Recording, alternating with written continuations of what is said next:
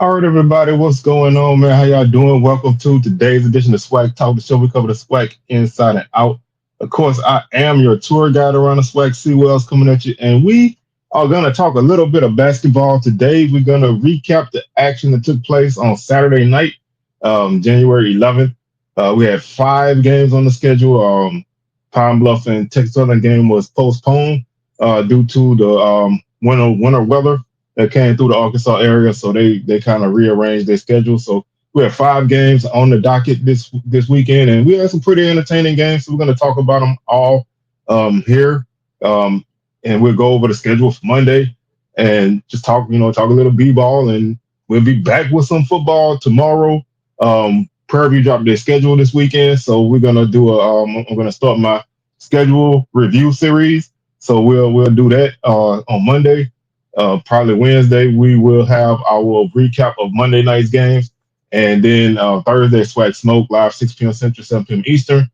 And I'll probably sprinkle in the rest of my recaps. I have three recaps left, so I'll probably sprinkle them in the next few days. But it's going to be pretty much basketball focus this next week. And then we'll kind of get back in the football and basketball moving forward. So make sure y'all hit those socials. Facebook is Swag Talk. Instagram is Swag Talk. Twitter, Swag Talk 76. Don't forget to subscribe to the channel while you're here. Thank you if you've already subscribed. Thank you for everybody for the super chats. If you Thursday will be a viewer's choice episode of Swag Smoke. So if you got any topics you want us to talk about, man, hit me on my socials. With any topics you want us to discuss, and we'll do it on the show.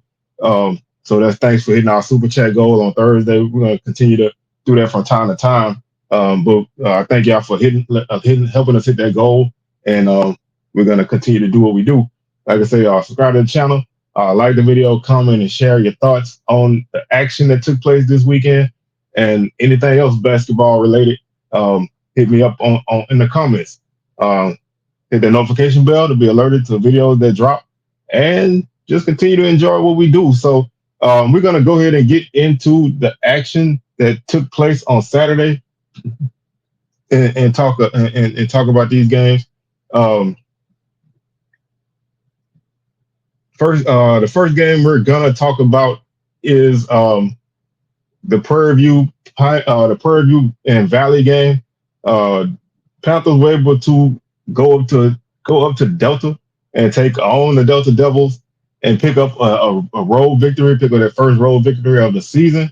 And they won that game by a score of 74-65.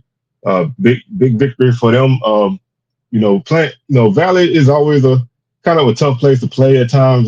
Sometimes they'll ambush you up there, but the Panthers were able to go up there and take care of business.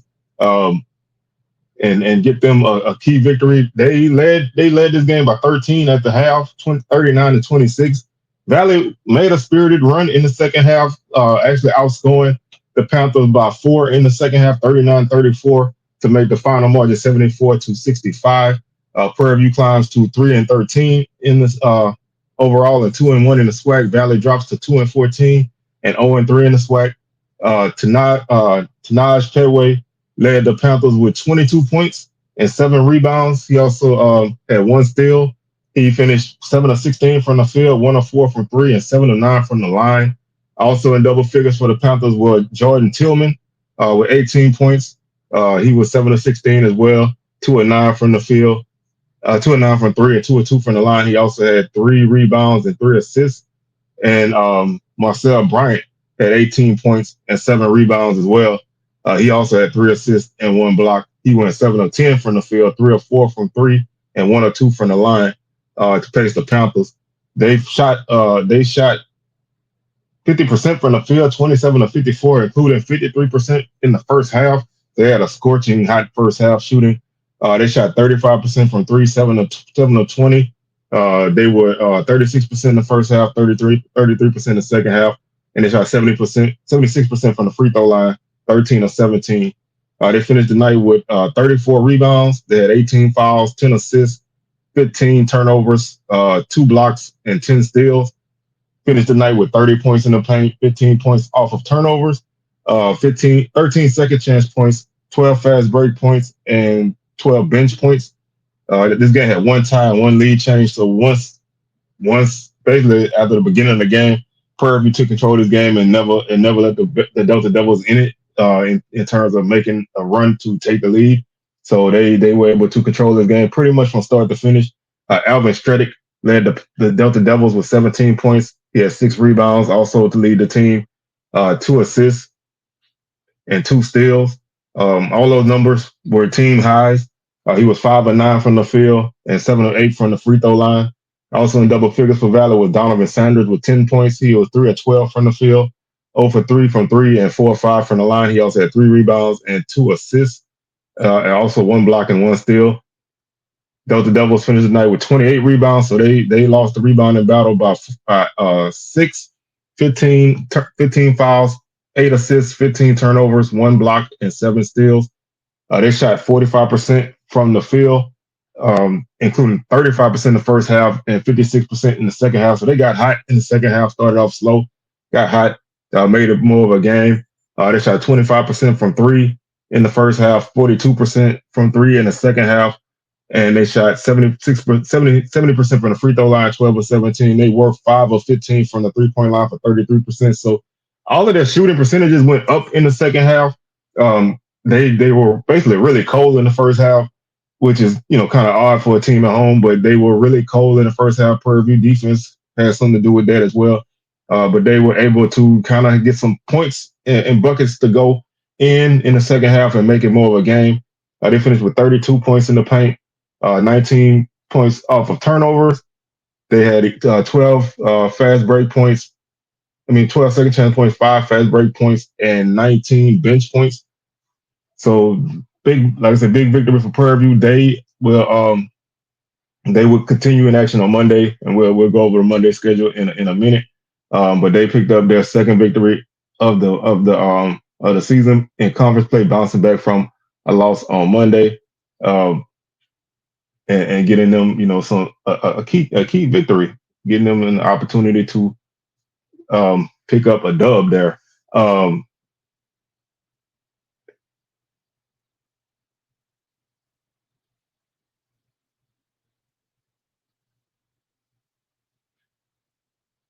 All right, the next game we have on the schedule is a big victory for Bethune-Cookman, going to Grambling and getting a 65-59 victory over the Tigers. This game was really tight. Grambling actually came back and took the lead. Bethune-Cookman jumped out on Grambling and led by 17 at the half, 34-17. In the second half, Grambling came back and made a game of it. And then Bethune-Cookman was able to withstand that and kind of close it out at the end. But Grambling outscored Bethune-Cookman 42-31 in the second half to make this more of a game. But the Wildcats will win 65-59, moving their record to 5-10 overall and 2-0 in conference. 3-13 for Grambling and 0-3 right now for the Tigers. Not quite ready to push the button yet. Like I said, they have a game coming up against FAMU on Monday. That should be their get right game. And then they had the Southern on Saturday, so they have an opportunity to make something happen. But like I said, I didn't think this team would start 0-3, but right now it's still kind of early to really push the panic button.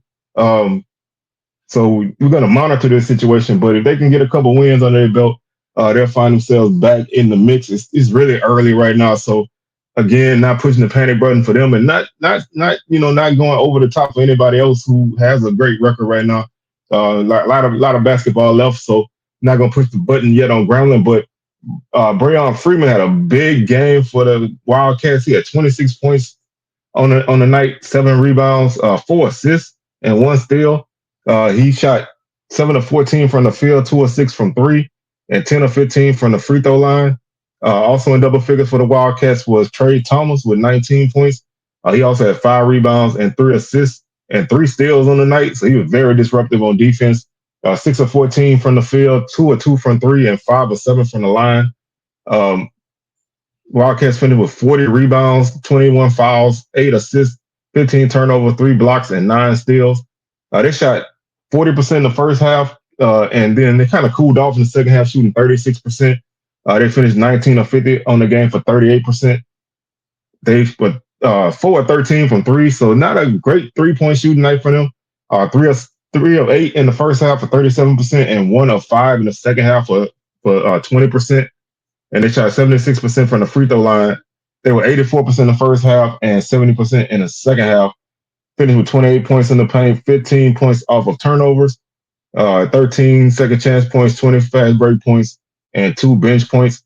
This game was tied once and had 4 lead changes. So was kind of, there was a point where, Grambling kind of made this more of a game. And Bethune, like I said, they were able to kind of close it out. Ernest Ross was the only Tiger in double figures with 13 points. He finished 5 of 12 from the field, 0 for 2 from 3, and 3 of 7 from the free throw line. He also had 7 rebounds on the night, 1 assist, 3 blocks, and 2 steals. Kentavious Dozier had 17 points to lead the team. He was 5 of 11 from the field, 0 for 3 from 3, 7 of 7 from the line. He had 2 rebounds. 2 rebounds on the night, and PJ Eason led the team with 10 rebounds, including 2 offensive rebounds. So he had a really solid game on the boards. They finished with 36 rebounds, getting out rebounded by 4, 20 fouls, 4 assists, 12 turnovers, 4 blocks, and 10 steals. They shot 33% from the field, 19 of 56. They were only 22% from the field in the first half, 5 of 22. So they had a very, very poor shooting night in the first half. Ended up shooting 41% in the second half. So got a little bit hotter in the second half. 3-point shooting never really went in for them. They were 1 of 10 in the first half for 10% and 2 of 8 in the second half for 25%, giving them a total of 3 of 18 for 16%. So just a poor 3-point shooting night for Grambling. Finished with 66% from the free throw line, 18 of 27. They shot 66% in both halves.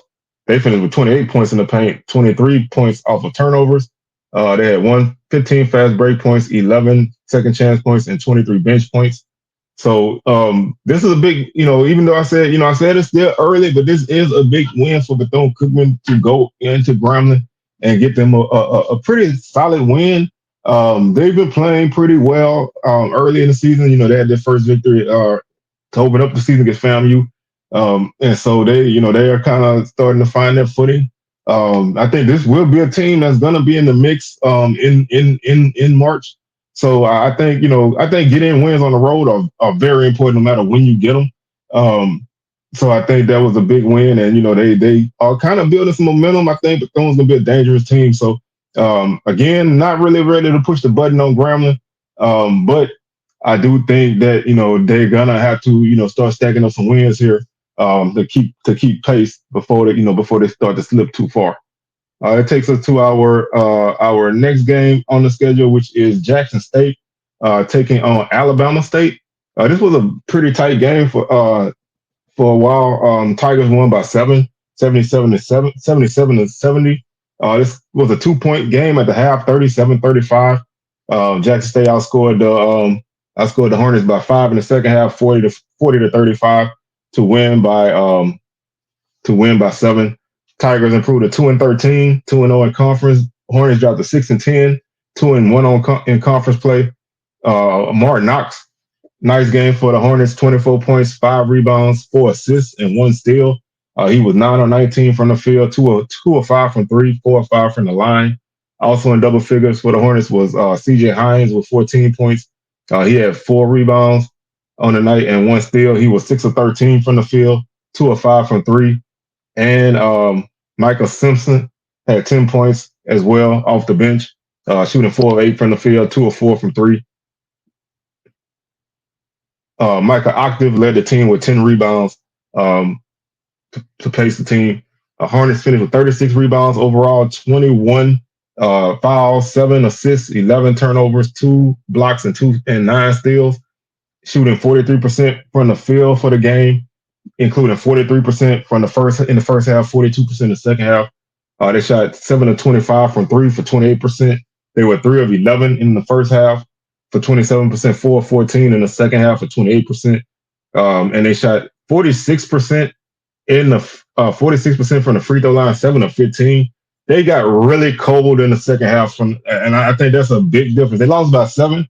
They missed 7 free throws in the second half. They were 1 for 8 in the second half. So obviously you see the difference in this game. They were 6 or 7 in the first half and 1 of 8 in the second half. So free throw shooting really killed them in the second half. That allowed Jackson State to get, to keep that lead because they couldn't chip away at it. Since they were unable to cash in those free points.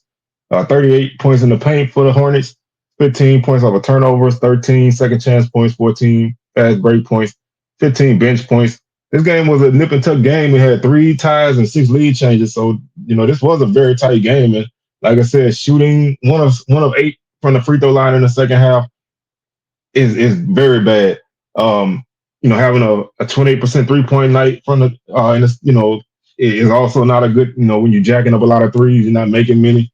That hurts you as well. But I think the big difference in this game was those missed free throws because they didn't turn the ball over a lot, which Bama State doesn't really do much anyway. They didn't really turn the ball over a lot. They shot relatively well from the field, but those free throws really just killed them. Jackson State was led by Dorian McMillan with 23 points and 7 rebounds. He also had 1 assist and 2 steals. He was 7 of 12 from the field, 7 of 9 from the 3-point line, and 2 of 4 from 3. So he was a sniper. 7 threes, 7 of 9 from 3 is amazing.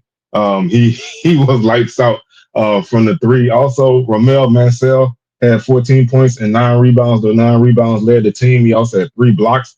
He was a big force inside. It's good to have him back, having a big body inside to control the paint. He was 4 of 11 from the field, 6 of 10 from the line. Also, Deshaun Ruffin had 11 points and 2 rebounds. Also had 5 assists. Really good night for him to share the ball. And also, Dylan Canterville had 10 points for the Tigers and 6 rebounds. So really good game for him as well. Also 2 blocks. Jackson State finished with 37 rebounds, so they won the rebounding battle by 1. They finished with 20 fouls, 14 assists, 14 turnovers, 6 blocks, and 6 steals. They shot 46% from the field in the game, 41 in the first half, 52% in the second half. So they got extremely hot in the second half. When they needed to close the door, they did. They were 8 of 15 from 3 in the first half for 53%, and 3 of 7 in the second half for 42%, shooting 50% on the night, 11 of 22. And they were 66% from the free throw line, 5 of 9 in the first half, and 13 of 18 in the second half, shooting 72%. So again, like I said, I'm a harp on it. Free throw shooting is vital. Those are free points, and when you don't get them, and you lose basically by the amount of free throws you miss, that definitely is a key thing for you. 22 points in the paint for the Tigers, 14 points off of turnovers, 9 second chance points, 8 fast break points, 22 bench points. So Jackson State picked up a big victory, and now they are also still sitting undefeated and looking pretty good right now. Our next game is Alcorn taking on Alabama A&M. Braves pick up their first victory of the season and their first SWAC victory. They win this game 62-52. They actually trailed by 5 in the first half, so they made a second half comeback in this game to get the win. They trailed at half 30-25 and outscored the Bulldogs 37-22 in the second half to win by 10. So they really had a big second half. This game was actually the inverse of the SWAC tournament matchup these two teams had last season, where a big second half for Alabama A&M really pulled them away from Alcorn. The Braves got a measure of revenge in this one by having a big second half to pull away. And like I said, they improved to 1-14 and 1-1 in conference. Bulldogs dropped to 6-10 and 2-1 in conference. Saliu Saye finished with 12 points for the Bulldogs. He was 6 of 8 from the field, 0 for 1 from 3, 4 rebounds as well. Also had 1 assist. And AC Bryant finished with 11 points and 4 rebounds as well. He also had 2 assists and 1 steal. Chad Moody led the team with 10 rebounds. He also had 8 points on the night. Bulldogs finished with 32 rebounds, 17 fouls, 11 assists, 22 turnovers. So they really killed themselves with turnovers. 7 blocks and 2 steals. So they really were a factor in the paint. But those turnovers really kill you And I think I'm quite sure that was probably one of the reasons why they gave up their lead in the second half. And they shot 48% the first half, cooled off to 33% the second half, 8 of 24. Ended up shooting 40% from the field for the game, 20 of 49. Their 3-point shooting really got cold in the second half. They were 4 of 12 in the first half of 33%. They were 1 of 8 in the second half of 12%, shooting 5 of 20 in for the game for 25%. And they shot 7 of 10 from the free throw line. They were 2 of 5 in the first half for 40%, and they were 5 of 5 in the second half for 100%. So even though they had the lead at halftime, they didn't shoot well from the free throw line, and they shot better in the second half, even though they gave up the lead. So it was an odd game for them there. They finished with 30 points in the paint, 6 points off of turnovers, 20 second chance points, 10 fast break points, and 18 bench points. This game was, like I say, obviously when you have a game where a team, comes makes a big comeback, you're gonna have some back and forth. This game had 4 ties and 5 lead changes, so really a really back and forth affair there. Um, but Nate finished with 16 points for Alcorn, nine rebounds as well. Big game there, 6 of 9 from the field, 4 for 4 from the free throw line. Also, Marcus Tankersley finished with 14 points for the Braves. He had 2 assists. Uh, Gaines Wyatt finished with 6 assists to lead the Braves. He also had 8 points. Alcorn finished with 33 rebounds, so they won the rebounding battle by 1. They had 17 fouls, 17 assists. Really good night sharing the ball for the Braves, and it was an overall team effort. A lot of guys got assists in this game, so they had a really good game sharing the ball. 16 turnovers, no blocks, 8 steals. They shot 38% the first half, 10 of 26. Got better shooting in the second half, 14 to 31. Shot 45% there. Finished the night shooting 42%, 24 57.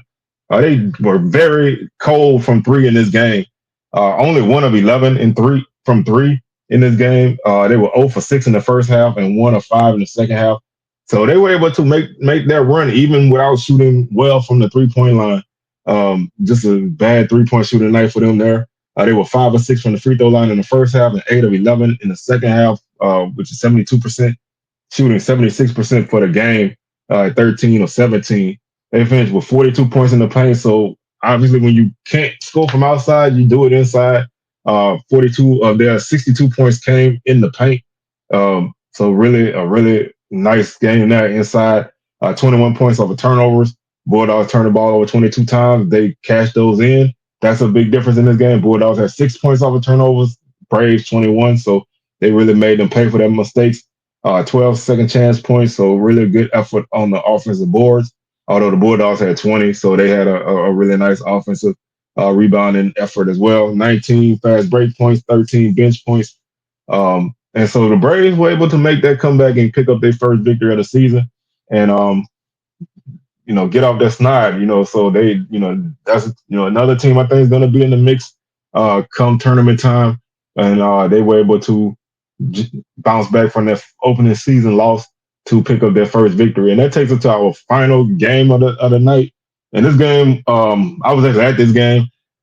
It was close for about 5 minutes, maybe. Southern was able to run away from FAMU 91-57. Big first half for Southern really was a difference in this game. Southern outscored FAMU 53 to 26 in the first half, so a 37-point first half margin. And then they outscored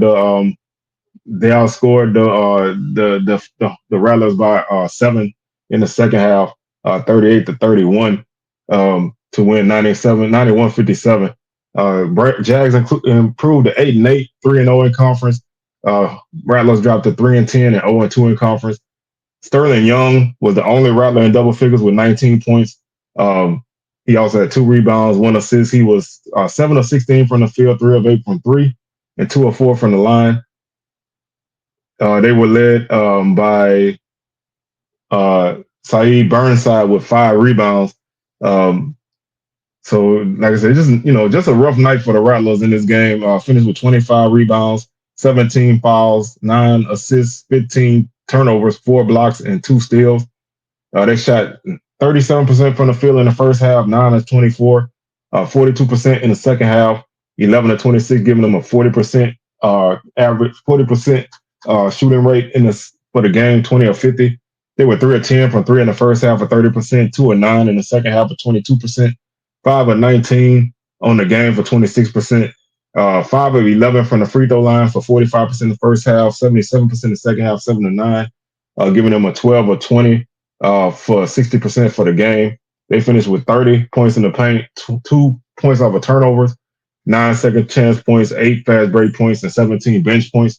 This game was tied once at 3 at the beginning of the game. And after that, Southern went on a run and FAMU never really challenged. Uh, Southern was led by Damari Jones with 15 points off the bench. He was 6 or 7 from the field, 3 or 4 from the line. He also had 3 rebounds. Also, PJ Duball had 11 points, going 5 or 8 from the field, 1 or 2 from 3. He had 2 rebounds as well and 1 block. Brente Noel had a double-double. He had 10 points and 11 rebounds off the bench, 5 or 7 from the field, 0 for 1 from 3. He also had 2 blocks on the night. And Derek Tezano had 10 points and 3 rebounds for Southern. He was 3 or 4 from the field, 1 or 1 from 3, and 3 for 4 from the line. And Joe Manning led the team with 5 assists on the night. Also, Michael Jacobs had 3 steals off the bench. Southern finished with 34 rebounds, so they won the rebounding battle by 11. They had 19 fouls, 20 assists. Like I said, a great game for them sharing the ball. Also, Ambery had 5 assists off the bench, so they had a really good assist game, sharing the ball, moving the ball around. They had 6 turnovers on the night. Really good game. When you play 13 guys and you only turn the ball over 6 times, that's a tremendous game for you, taking care of the basketball, especially in a game where, the margin is so big. A lot of times you have games like that, guys get really sloppy, trying to make things happen, but they were able to take care of the ball. They had 6 blocks and 9 steals on the night. Shot 66% in the first half, scorching hot 20 of 30. Cooled off in the second half to 13 of 32 for 40%, giving them a 53% overall shooting for the night, 33 of 62. Really, really good there. Again, really hot in the first half, 7 of 11 from the three-point line for 63%, 3 of 11 in the second half for 27%, 10 of 22 for the game for 45%. FAMU's a team that makes about 9.5 threes a game, and they only made 5. So that really took them out of what they like to do. Southern defended the 3 pretty well. Although the Rattlers did have some open shots, they just couldn't really get on the fall, and they were pressured a lot and turned the ball over with a lot of their pressure. Southern shot 65% from the free throw line, 66% in the first half, and 64% in the second half. 40 points in the paint for Southern, 24 points off of turnovers, 19 second chance points, 9 fast break points, and 60 points off the bench. One thing about the Southern team that they play legitimately, they play 2 units. So they are always going to, if they have a good game, they're always going to have a strong bench night.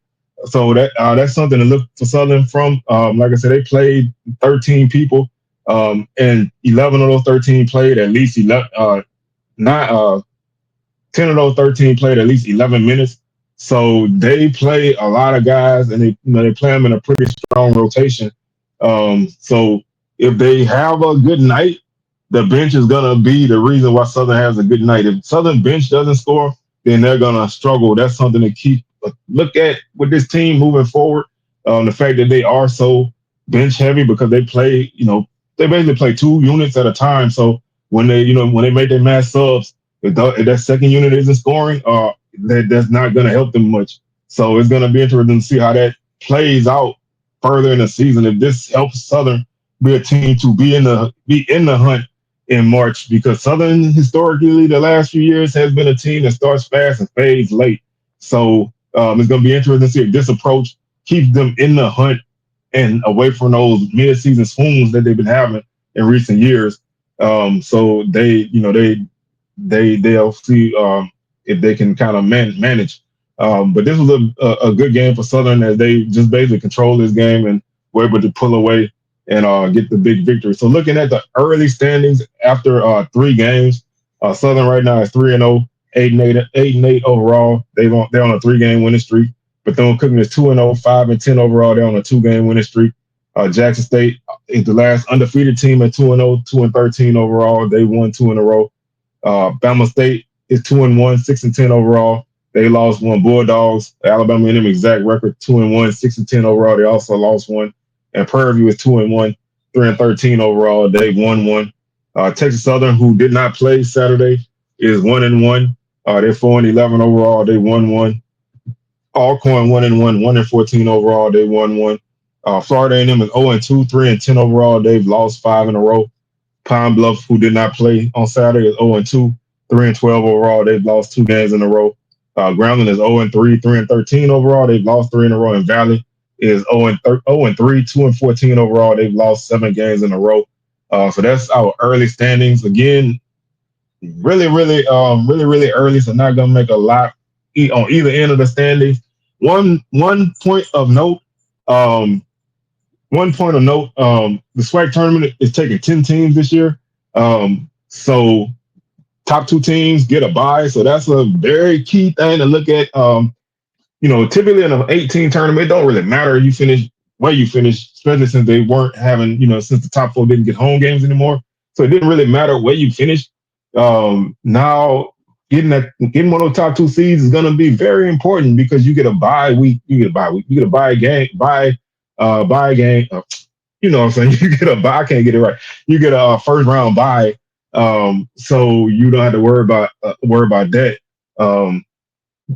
So that kind of gives you a little opportunity to not have to play until after the other team play.